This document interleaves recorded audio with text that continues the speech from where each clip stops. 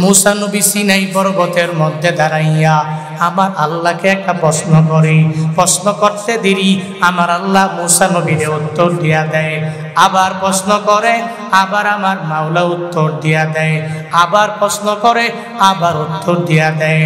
এজন্য আল্লাহ পাক मूसा নবীর ব্যাপারে জানায়া দিলেন, ও পয়গম্বর, ওই मूसा আমার সাথে এত পরিমাণ কথা বলেছে, কাল্লামাল্লাহু मूसा তাকলিমা, ওই मूसा নবীর লকব আমি মাওলা দিয়া দিলাম কালিমুল্লাহ। আমি আল্লাহর সাথে मूसा নবী সিনাই পর্বতের মধ্যে দাঁড়াইয়া এত কথা বলে, যেই কথা আমার কোন নবী আমার সাথে বলে নাই। मूसा নবী যেই সিনাই পর্বতে দাঁড়াইয়া আমি মাওলার সাথে কথা বলেছে, ওই সিনাই পর্বতের কসম আল্লাহ পাক বলেন, এক নম্বরে তিন এবং জৈতুনের কসম আমি মাওলা খেলাম। দুই নাম্বার মানুষ, আমি মাওলা দুই নম্বরে সিনাই পর্বতের কসম কাটলাম। তিন নম্বরে আল্লাহ বলেন, ওয়াহাদাল বালাদিল আমিন, এই নিরাপদ নগরীর কসম আমি মাওলা খাইলাম। কোন নিরাপদ নগরী? মক্কা নগরী।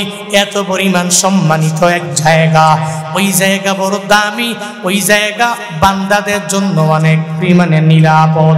ওই মক্কাতে এমন একটা জায়গা আছে যেই জায়গাকে বলা হয় হেরেম শরীফ। ওই হেরেম শরীফের মধ্যে একটা মশাকে পর্যন্ত কেউ মারতে পারে না, একটা মাছিকে পর্যন্ত কেউ মারতে পারে না, একটা মানুষে ওই জায়গায় রক্তাক্ত করতে পারবে না, ওই জায়গায় যুদ্ধ চলে না। ওই জায়গাটা আমার মাওলা এত পরিমাণ নিরাপদ রাখলেন। ওই হেরেম শরীফের আঙ্গিনায় কেউ কাউকে মারে না, কেউ কাউকে আঘাত করতে পারে না। ওই হেরেম শরীফের আঙ্গিনায় কেউ কাউকে রক্তাক্ত পর্যন্ত করতে পারে না, কারণ ওই হেরেম শরীফে একজনের ঘর আছে। ওই ঘর দুনিয়ার জুবাইডেনের না, ওই ঘর দুনিয়ার কোনো মানুষের না, ওই ঘর একজনের। চিল্লা বলো তার না। কার ঘর? জোরে বলেন। আল্লাহর ঘর ওটা। আল কাবাতু বাইতুল্লাহ, কাবা আমার মাওলার ঘর। ওই নিরাপদ নগরী মক্কা নগরীর কসমটা আমার মাওলা খাইটা জানায়া দিলেন বান্দারে। আমি মাওলা তিন আয়াতের মধ্যে চারটা কসম তোর জন্য খাইলাম আর জানাইলাম। আমি আল্লাহ মানুষ বানাইছি, এত সুন্দর করে আমি মাওলা বানাইলাম। অন্য মাখলুক বানাইছি, তবে এত সুন্দর করে আমি আল্লাহ বানাই নাই। তোর আকৃতি দিয়েছি আমি আল্লাহ নিজের হাতে মায়া করে তোরে বানালাম।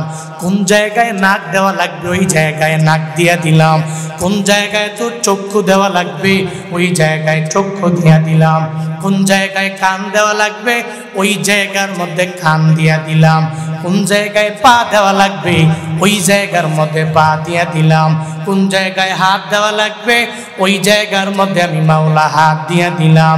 বান্দারে আবার চক্ষু দিতে যাইয়া আমি মাওলা একটা চক্ষু তোরে দিলাম না, দুইটা চক্ষু দিয়া দিলাম। কান দিতে যাইয়া একটা কান দেই না, আমি মাওলা দুইটা কান দিয়া দিলাম। আমি আল্লাহ তোরে পা দিতে যাইয়া একটা পা দিলাম না, দুইটা পা দিয়া দিলাম। আমি আল্লাহ হাত দিতে যাইয়া একটা হাত দিলাম না, বরং মায়া করে দুইটা হাত তোরে দিয়া দিলাম। এত সুন্দর করে বানাইছি, দুনিয়ার অন্য কোনো মাখলুক এত সুন্দর করে আমি বানাই না। হুয়াল্লাহুল খালিকুল বারিউল মুসাউবিরু লাহুল আসমাউল হুসনা ইউসাব্বিহু লাহু মা ফিস সামাওয়াতি ওয়াল আরদ ওয়া হুয়াল আজিজুল হাকীম।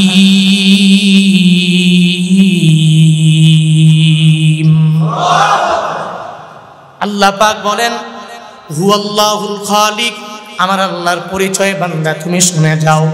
আল্লাহর পরিচয় হলো আল্লাহ হলেন খালিক, তিনি হলেন সৃষ্টিকর্তা, তিনি মানুষ বানাইছেন, দুনিয়ার সব কিছু তিনি বানাইলেন। আল বারি, তিনি হলেন উদ্ভাবন কর্তা, সব কিছু তিনি উদ্ভাবন করলেন।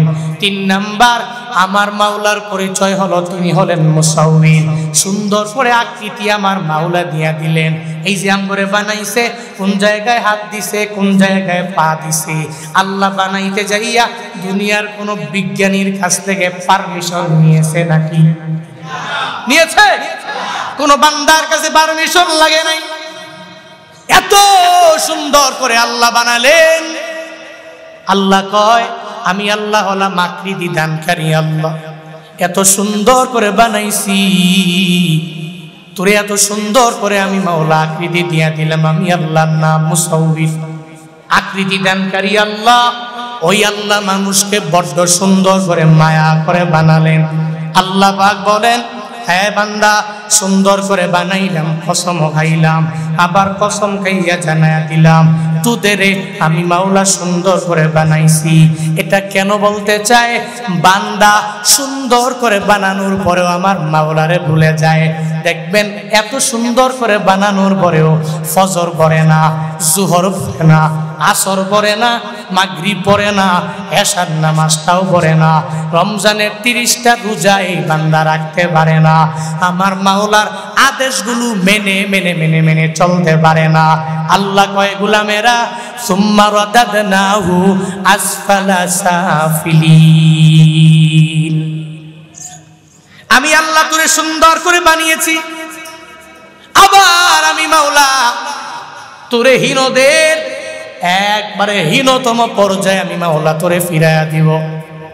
মুফাসসিরিনে কেরাম এই আয়াতের 2টা ব্যাখ্যা এরা করলেন। হীনদের হীনতম মানুষকে ফিরাইয়া দিবে। আল্লাহ কয় তোরে সুন্দর করে আমি মাওলা বানাইলাম, আবার এই সুন্দর থেকে আমি আল্লাহ তোরে হীনদের হীন জায়গায় পৌঁছায়া দিব, একবারে তোরে আমি মাওলা ধ্বংস করে দিব। এর মানে কি? মুফাসসিরিনে কেরাম 2টা ব্যাখ্যা এই আয়াতের করলেন। 1 নাম্বার ব্যাখ্যা হলো আল্লাহ পাক যে বললেন এই মানুষকে হীনদের হীনতম জায়গায় ফিরাইয়া দিবে।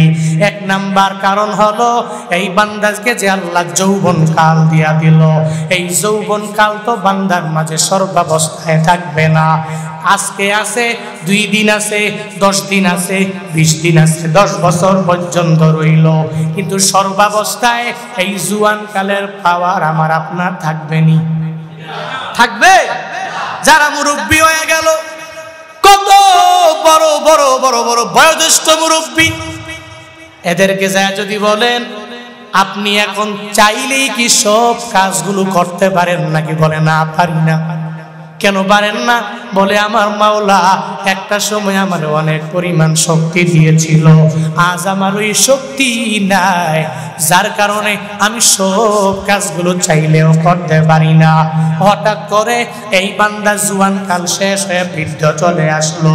আল্লাহ কয় তোরে আমি মাওলা সুন্দর করে বানাইলাম, তবে একটা পর্যায়ে এমন হয়ে যাবে তুই বয়োবৃদ্ধ হয়ে যাবা, এত বুড়া হয়ে যাবা, ওই সময় চেষ্টা করলেও তুই আমলের লাইনে অগ্রগামী হতে পারবা না।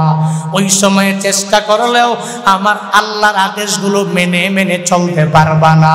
ওই সময়ে চেষ্টা করলেও তুমি পবিত্রতা অর্জন করে করে চলতে পারবা না। ওই সময়ে চেষ্টা করলেও আল্লাহর কমান্ড মেনে মেনে চলতে পারবা না। আল্লাহ পাক জানায়া দেয়, হে আমার গোলামেরা, ওই সময় আমি মাওলা তোরে এত বৃদ্ধ বানায়া দিব, তুই এত দুর্বল হয়ে যাবি। ওই সময়ে দুর্বলতার কারণে তুই নামাজ রোজা আমল করতে পারবা না। আল্লাহ কয় সুম্মা রাদাদনাহু আসফালা সাফিলিন। ওই সময়ে আমি আল্লাহ তোরে অনেক পরিমাণে দুর্বল বানাবো। এটা এক মুফাসসির ব্যাখ্যা করলেন।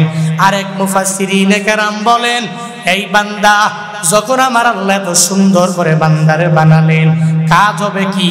আমার আল্লাহর আদেশগুলো মেনে মেনে চলবে। কিন্তু যদি না মানে একটা পর্যায়ে বান্দার এমন হয়ে যাবে, আল্লাহ পাক যে মায়া করে করে করে বান্দাকে বানাইলে আল্লাহর আদেশ যদি না মানে আল্লাহ ওরে জান্নাতের মধ্যে দিবে না। এই মাটির মানুষের আমার মাওলা নিজের হাত দিয়ে অনেক পরিমাণে দামি বানানোর পরেও ও দামি থাকবে না। আমার আল্লাহ তার জাহান্নামের অতল গহ্বরের মধ্যে পাঠাইয়া দিবে। এর মানে আমার আল্লাহ এই বান্দাকে বড় দামি করে বানাইলো। দামি করে বানানোর পরেও জান্নাত দিবে না, ওই ব্যক্তিগুলোকে আমার মাওলা জাহান্নামের মধ্যে নিক্ষেপ করবে। এর মানে কি? এর মানে হলো বান্দাকে বিদ্ধ হয়ে যাবে। ওদিন তো অনেক কিছুই বান্দা চাইলেই করতে পারবে না। আরেক মুফাসসিরের ব্যাখ্যা হলো আল্লাহ পাক এই বান্দাকে সুন্দর করে বানালেন, তবে বানানোর পরে যদি আল্লাহর কমান্ডগুলো না মানতে পারে, আমার মাওলা তখন তারে নিজের আপন বান্দা বলে নিজের কাছে গ্রহণ করে নিবে না, জান্নাত দিবে না, বরং জাহান্নামের মধ্যে বান্দাকে নিক্ষেপ করবে। কথাটা বুঝছেন নি? আল্লাহ পাক বান্দাকে সুন্দর করে বানাইছেন। এটা 3 আয়াতে 4টা কসম খাইয়া আল্লাহ পাক বললেন যে তোরে আমি সুন্দর করে বানাইছি।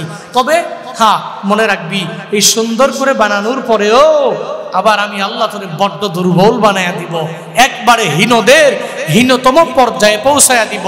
রাদাদনাহু আসফালা সাফিলিন, আল্লাহ পাক বলেন আমি তোকে ফিরিয়ে দিব হীনদের হীনতম পর্যায়ে।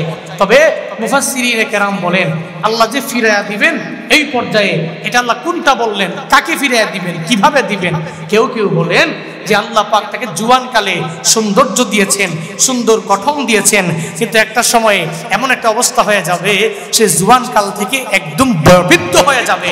আরেক মুফাসসিরিনে কেরাম বলেন আল্লাহ পাক চেক করবে যে তাকে যে আমি আল্লাহ এত সুন্দর করে অবয়ব দিলাম, এত সুন্দর করে গঠন দিলাম, এই গঠনের পরে সে কি নামাজ পড়ে কি পড়ে না, রোজা রাখে কি রাখে না, আমি আল্লাহর আদেশগুলো মানে কি মানে না, নেক আমলের লাইনে অগ্রগামী হতে পারে কি পারে না, এটা আমি আল্লাহ বান্দাকে চেক করব, তাকে হীনদের হীনতম পর্যায়ে পৌঁছাবো। মানে যদি মানতে পারে তাহলে তো ভালো, আলা তার জন্য জান্নাত বানাইছি, জান্নাত দিয়া দিব। যদি না মানে তাহলে তাকে এমন পর্যায়ে আমি ফালাইব, তাকে জাহান্নামে নিক্ষেপ করব। এত দামি করে বানাইছি তখন সে আর দামি থাকবে না, সে আমার কাছে সর্বোচ্চ লেভেলের একদম বেদামি বান্দা হবে, যার বিন্দু মাত্র পরিমাণ দাম আমি মাওলার কাছে থাকবে না। এজন্য মাটির মানুষ অহংকার তো ভুলেও না। মাটির মানুষের কাজ কি? এবার আল্লাহ পাক যে তাকে জুয়ানকাল দিলাম, হয়তো বৃদ্ধ হওয়ার আগেই জুয়ানকালে এসে আমল করবে, তাকে আমি সুন্দর করে বানাইলাম, সে মৃত্যুবরণের আগে আল্লাহর কমান্ডগুলো মানবে। এবার শুনেন মূল আলা, সুম্মা রাদাদনাহু আসফালা সাফিলিন ইল্লাল্লাযীনা আমানু ওয়া আমিলুস সলিহাত ফালাহুম আজরুন গায়রু মামনুন। সকলে একবার করে পড়েন সুবহানাল্লাহ। আল্লাহ পাক বলেন মানুষের আমি মাওলা সুন্দর করে বানাইলাম, আবার তার হীনদের হীনতম পর্যায়ে আমি মাওলা বান্দাকে ফিরাইয়া দিব। ইল্লাল্লাযীনা আমানু, তবে হ্যাঁ ওই বান্দাগুলো বুড়া হলেও কোনো অসুবিধা হবে না। বৃদ্ধ যারা হয়ে গেল এরা বৃদ্ধ হয়ে যাওয়ার পরেও কোনো অসুবিধা নাই। ইল্লাল্লাযীনা আমানু ওয়া আমিলুস সলিহাত, যারা 1 নম্বরে পরিপূর্ণ ইমানের লাইনে মজবুত হয়ে গেল, ইমানের পরে যারা নেক আমলের লাইনে অগ্রগামী হয়ে গেল, এই 2 গুণে গুণান্বিত যেই বান্দা, এদের জন্য ফালাহুম আজরুন গায়রু মামনুন। আল্লাহ পাক বলেন এই বান্দাকে আমি মাওলা এত বড় প্রতিদান দিয়া দিব, যেই প্রতিদানের ব্যাপারে এই বান্দা বিন্দু থেকে বিন্দু মাত্র পরিমাণ চিন্তাও করতে পারবে না। আমি মাওলার প্রতিদান কি পরিমাণ বড় বান্দা শুনে যাও। আল্লাহ পাক বলেন ইল্লাল্লাযীনা আমানু, যেই বান্দাগুলো 1 নম্বরে ঈমান এনে নিজের মুমিন বানায় নিবে, মুমিন বানানোর পরে যেই বান্দাগুলো নেক আমল করবে, এই 2 গুণে গুণান্বিত বান্দার জন্য আমি আল্লাহ এমন একটা প্রতিদান রাখছি, যেই প্রতিদান দুনিয়ার কোনো চক্ষু দেখে নাই, দুনিয়ার কোনো কান শ্রবণ করে নাই, দুনিয়ার কোনো মানুষের অন্তরের মধ্যেও কল্পনা জাগে না। এত সুন্দর করে আমি মাওলা তার জন্য প্রতিদান বানাইছি। আল্লাহ পাক বলেন আদাতুল ইবাদিয়াস সলিহিন, হে সালেহ বান্দা আমি আল্লাহ তোদের জন্য জান্নাতটাকে বানায় রাখছি, যেই জান্নাত তুই তো চক্ষু দিয়া পুরা জিন্দেগিতে মিলাইয়া দেখলা না, যেই জান্নাতের ব্যাপারে তোর দুই কান দিয়া তুই শ্রবণ করতে পারো নাই, সেই জান্নাতের ব্যাপারে তুই কল্পনাও করতে পারবা না, এত সুন্দর হয়ে যাবে। আল্লাহ পাক জানায়া দেয়, হে আমার ঈমানওয়ালা বান্দারা, আমি মাওলা তোর জন্য এত সুন্দর জান্নাত বানাইছি, এই জান্নাতটাকে পাওয়ার জন্য তুই যদি দুই গুণে গুণান্বিত হইয়া যাইতে পারো, তাহলে আমি মাওলা ফালাহুম আজরুন গায়রু মামনুন, তোদের জন্য এমন একটা আজর, এমন একটা পুরস্কার, এমন একটা প্রতিদান আমি আল্লাহ তোর জন্য বানাবো, যেই প্রতিদানের ব্যাপারে তুই কল্পনাও করতে পারবি না। হাসরের ময়দানে ঈমানওয়ালা যারা, এরা জান্নাতের মধ্যে যাবে, যারা বেঈমান এরা জান্নাতের মধ্যে যেতে পারবে না। ঈমানের পরে যারা নেক আমল করনেওয়ালা, এদের আমার মাওলা জান্নাত দিয়া দিবে, আর যারা নেক আমল করে নাই এদের আমার মাওলা জান্নাত দিবে না, এদেরকে আল্লাহ পাক জাহান্নামের মধ্যে ঢুকায়া দিবে। আল্লাহ কয়, গোলাম দুনিয়াবি মানুষের প্রতিদানের মতো আমি মাওলার প্রতিদান না, আমি আল্লাহর আজর, আমি আল্লাহর প্রতিদান এত বড়, ওই প্রতিদানের চাইতে বড় প্রতিদান আর কিছু হতে পারে না। আল্লাহর প্রতিদানের চাইতে পৃথিবীতে আর কোনো বড় প্রতিদান আছে? বলেন আছে? আল্লাহ কয়, ইল্লাল্লাযীনা আমানু ওয়া আমিলুস সলিহাত, তবে শোন, যারা ঈমান আনছে আর নেক আমল করছে এদের জন্য আল্লাহর কাছে হিসাব ছাড়া বড় প্রতিদান আছে। এত বড় প্রতিদান, এবার মুফাসসিরিনে কেরাম বলেন, একজনে ব্যাখ্যা করেছেন আল্লাহ এদেরকে ফিরিয়ে দিবেন জুয়ানকাল থেকে বৃদ্ধকাল, আরেকজনে ব্যাখ্যা করলেন আল্লাহ পাক এদেরকে সুন্দর করে বানানোর পরেও জাহান্নামের মধ্যে নিক্ষেপ করবে, সুম্মা রাদাদনাহু আসফালা সাফিলিন, ওই ব্যাখ্যায় এবার হবে ফলাফল। এবার শুনো, জুয়ানকাল তোমার সর্বাবস্থায় থাকবে না, হঠাৎ করে একদিন তুমি বৃদ্ধ হয়ে যাবা, তো বৃদ্ধ হয়ে যাওয়ার পরে তখন তো জুয়ানকালের মতো আমল করতে পারো না। আল্লাহ কয়, যদি তুই জুয়ানকালে ঈমান আনতে পারো, জুয়ানকালে যদি আমল করতে পারো, তাহলে ফায়দা কি? ওই যে অবতরণের প্রেক্ষাপট ব্যাখ্যার মধ্যে বলা হয়েছিল যে যারা বৃদ্ধ মানুষ এরা যদি জুয়ানকালে অসুস্থ হওয়ার আগে যদি কোনো আমল করতে পারে, আল্লাহর কাছে এত দামি হবে যে অসুস্থ হওয়ার পরে সে ভালো করে আমল করতে পারে না, নামাজ পড়তে পারে না, রোজা রাখতে পারে না, নেক আমলগুলো করতে পারে না। যদিও পারে না, ওই সময় আল্লাহ পাক না করতে পারলেও সুস্থ অবস্থায় যেই নেকিগুলো তার আমল নামায় জড়ো হয়েছে, আল্লাহ পাক তার আমল নামায় অসুস্থ হওয়ার কারণে আমলগুলো না করতে পারলেও ঠিক তদ্রূপ সেম সেম প্রতিদান তার আমল নামায় দিয়ে দিবে। আরো জোরে পড়েন না সুবহানাল্লাহ, আরেকটু আওয়াজ করে পড়েন না সুবহানাল্লাহ।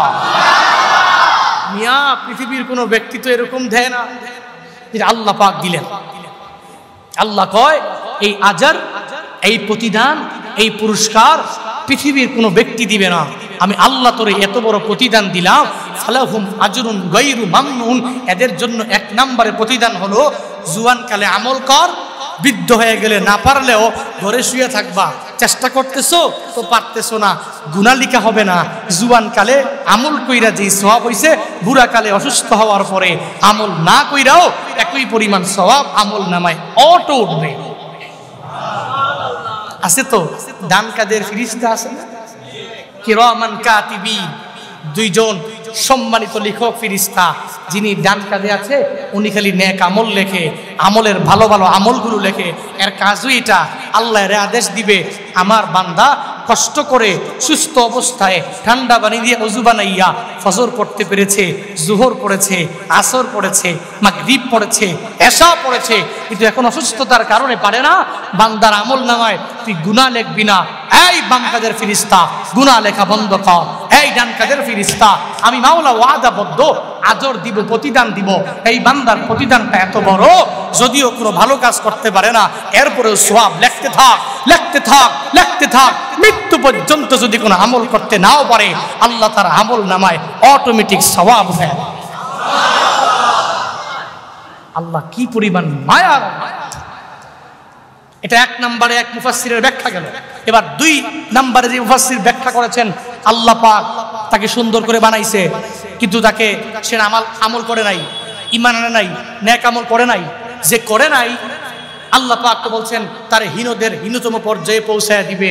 তবে যদি সুন্দর অবয়ব পাওয়ার পরে ইল্লাল্লাযীনা আমানু, যদি ঈমান আনতে পারে, এরপরে ওয়া আমিলুস সলিহাত, যদি এরপরে নেক আমল করতে পারে, তাহলে এই সুন্দর অবয়ব যেরকম আল্লাহ দিয়েছেন এর চাইতে আরো অনেক অনেক অনেক সুন্দর করে বান্দাকে আল্লাহ বানাইয়া হাসরের ময়দানে তাগড়া জুয়ান বানাইয়া আল্লাহ তাআলার প্রতিদান ওই জান্নাতের মধ্যে বান্দাকে ঢুকাইয়া দিবে।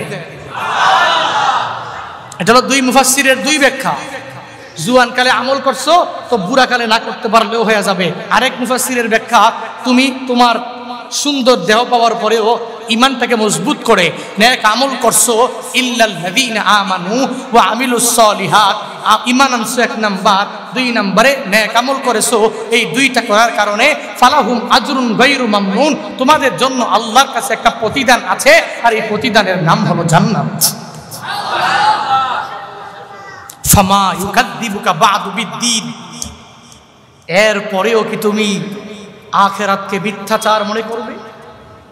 এরপরেও কি আল্লাহর দিনকে তুমি মিথ্যাচার করবে?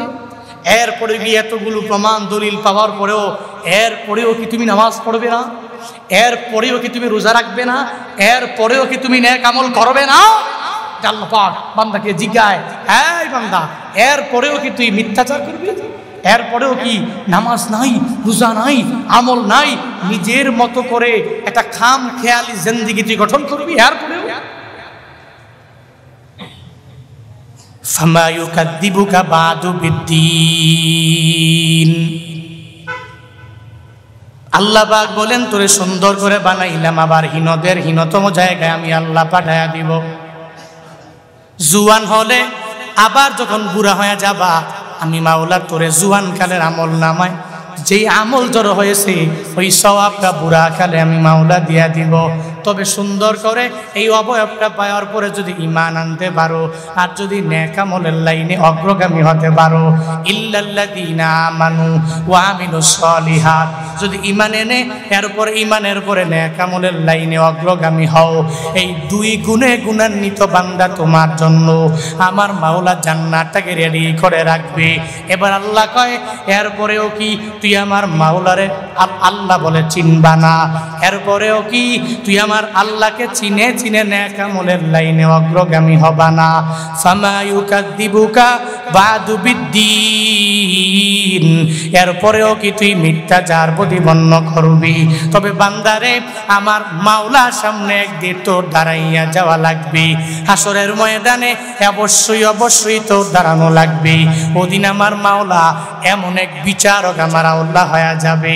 আলাইসাল্লাহু বিআহকামিল হাকিমিন, আমার মাওলা এমন বড় বিচারক হবে, কারো বেলায় কমও করবে না, কারো বেলায় বেশিও করবে না।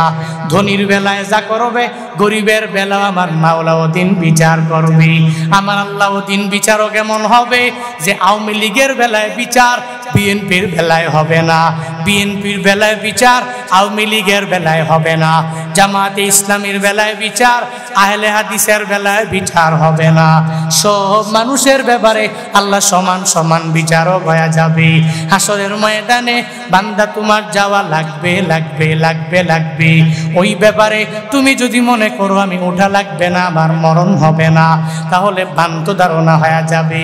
একটা ঘুড়ি দেখবেন, ওই ঘুড়িটাকে মালিক কত আশা করে সুন্দর করে করে বানাইয়া ওই ঘুড়িটাকে আসমানের মধ্যে উড়াইয়া দেয়, ঘুড়ি উঠতে থাকে। ওই ঘুড়ি আসমানের মধ্যে এই জায়গায় যায়, ওই জায়গায় যায়, ডানে যায়, বামে যায়, বিভিন্ন জায়গায় জায়গায় উড়ে।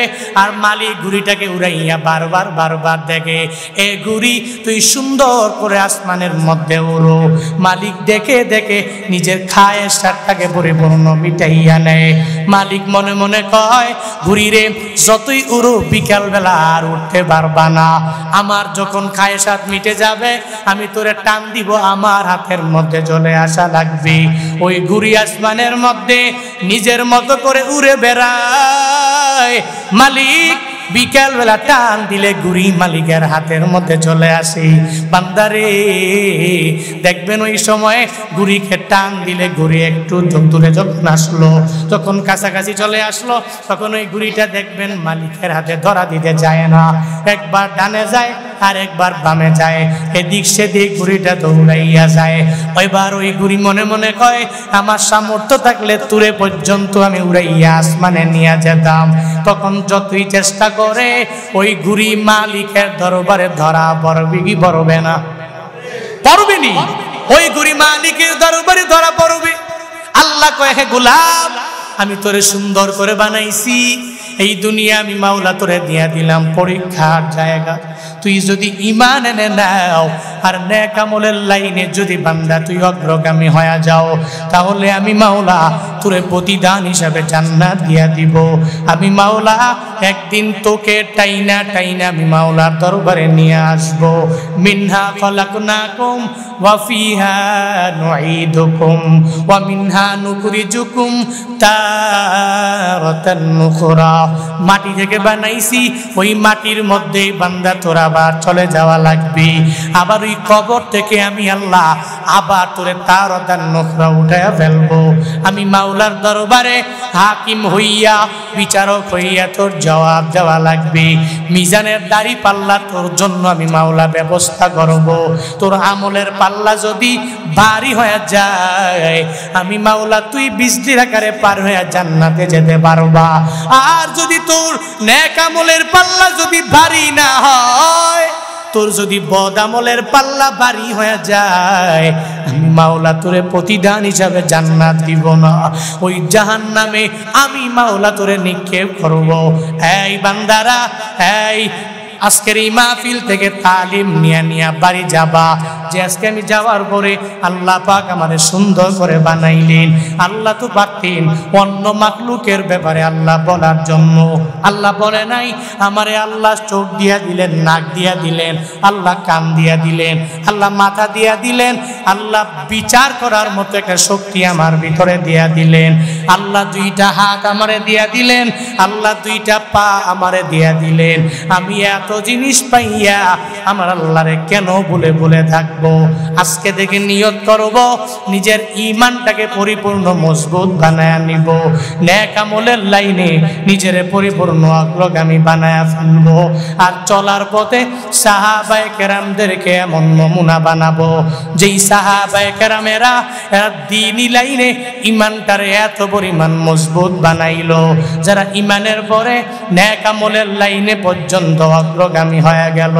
আবু বকর আর ওমর দুইজনই জান্নাতের সার্টিফিকেট পাওয়া গেল। আবু বকর জান্নাতি, নবীও জানায়া দিলেন আমার ওমর জান্নাতি। আবু বকর ফিল জান্নাহ, ওমরও ফিল জান্নাহ। তারা দুনিয়ায় থাকতেই জান্নাতের সার্টিফিকেট পাওয়া গেলেন। এরপরেও এরা দানের লাইনে, দ্বীনি লাইনে কি পরিমাণ অগ্রগামী হয়ে যায়। আবু বকর আর ওমর তাবুকের যুদ্ধের সময় নবী আমার যখন বললেন, এই সাহাবীরা, মুসলমানদের এই দুর্দিনে যদি কেউ একটা টাকা দাও, তাহলে একটা টাকা দান করার বদৌলতে আমার মাওলা জান্নাত দিয়া দিবে। সঙ্গে সঙ্গে সাহাবায়ে কেরাম দান আনার জন্য দৌড়ায়। আবু বকর তার বাড়ি যায়, ওমরে ফারুক তার বাড়ি রওনা হয়ে যায়। আমাদের দান আনা লাগবে, এই চিন্তা নিয়ে নিয়ে সব সাহাবীরা দৌড়াইয়া যায়। একটা পর্যায়ে সবাই যখন সবার ঘর থেকে মাল নিয়ে নবীর দরবারে হাজির হয়ে গেল, নবীর সামনে আসার পরে নবী ওমরে ফারুক আজমের জিগায়, হ্যাঁ ওমর, তুমি তাবুকের যুদ্ধের জন্য ঘরের মধ্যে কি রেখে আসলা, আর আমার তাবুকের জন্য কি নিয়ে আসলা জানাও না? ওমরে ফারুক মনে মনে চিন্তা করে, আমি আমার ভাই আবু বকরের দ্বীনি লাইনে একটা বারের জন্য আমি পিছে ফেলাইতে পারি নাই। আজকে ওমরে ফারুক চিন্তা করে, আবু বকরকে আমি দ্বীনি লাইনে পেছনে ফেলাইয়া আমি প্রথম হয়ে যাব। ওমরে ফারুক ডেকে বলে, ও পয়গম্বর, তাবুকের যুদ্ধের জন্য আমি ঘরের মধ্যে আমি অর্ধেক মাল রেখে আসছি, আর অর্ধেক মাল নিয়ে নিয়ে নবী দরবারে হাজির হয়ে গেলাম। নবী আমার বলে, সাধুবাদ, হ্যাঁ ওমর, আমি তোমাকে সাধুবাদ জানাইলাম, তোমার জন্য দোয়া করলাম, তোমার রিজিকের জন্য দোয়া করে দিলাম, আল্লাহ পাক যাতে তোমার রিজিকের মধ্যে বরকত বাড়ায়া দেয়। এবার নবী আবু বকর রাদিয়াল্লাহু আনহুকে বলে, হে আমার সাহাবী আবু বকর, তুমি আমার জানাও ওই তাবুকের যুদ্ধের জন্য তুমি কি নিয়ে আসলা আর কি ঘরের মধ্যে রেখে আসলা? আবু বকর বলে, নবী গো, আমি আপনার দরবারে আসছি কি নিয়ে জানেননি? আমার ঘরে আমি গেছি, আমার বিবির কাছে যায় আমি বললাম, বিবি রে, নবী বলেছে তাবুক যুদ্ধে যদি 1 টাকা কেউ দিয়া দেয় আল্লাহ নাকি তারে মায়া করে জান্নাতে ঢুকায়া দিবে, যা ঘরে আছে দাও, এগুলা নিয়ে নবীর দরবারে চলে যাব। নবী গো, আমি আমার বিবির থেকে নিয়ে ঘরের মধ্যে যাইয়া যা মাল ছিল সব মালগুলোরে বুঝাই ঘরে লইয়া আমি দৌড়াইয়া আপনার দরবারে চলে আসছি। আমার ঘরের মধ্যে এখন আর কোনো মাল নাই, কোনো কিছু নাই, আল্লাহ এবং রাসূল ছাড়া আমার ঘরে আর অবশিষ্ট কিছু না, আমার আর কিছু নাই। আবু বকর ঘর থেকে সব কিছু নিয়ে আসলেন, ওমরে ফারুকে আজম অর্ধেক রেখে আসলেন, অর্ধেক নিয়ে চলে আসলেন। নবী আবু বকরের দিকে তাকাইয়া চোখের পানি ফেলায় নবী কান্না করে, নবী দোয়া করে দেয়, বকর রে, তোর জন্য দোয়া করে দিলাম, আল্লাহ পাক তোমার রিজিকের মধ্যে বরকত বাড়ায়া দিবে। আবু বকর জান্নাতি, ওমর জান্নাতি হওয়ার পরে এরা আমল বাদ দেয় না, দ্বীনি লাইনে প্রতিযোগিতা এরা বাদ দেয় না। কুমিল্লার মুসলমানেরা আজকের এই মাহফিল থেকে তালিম নিয়ে বাড়ি যাব। যতদিন দুনিয়ায় বাঁচবো আমরা চলার পথে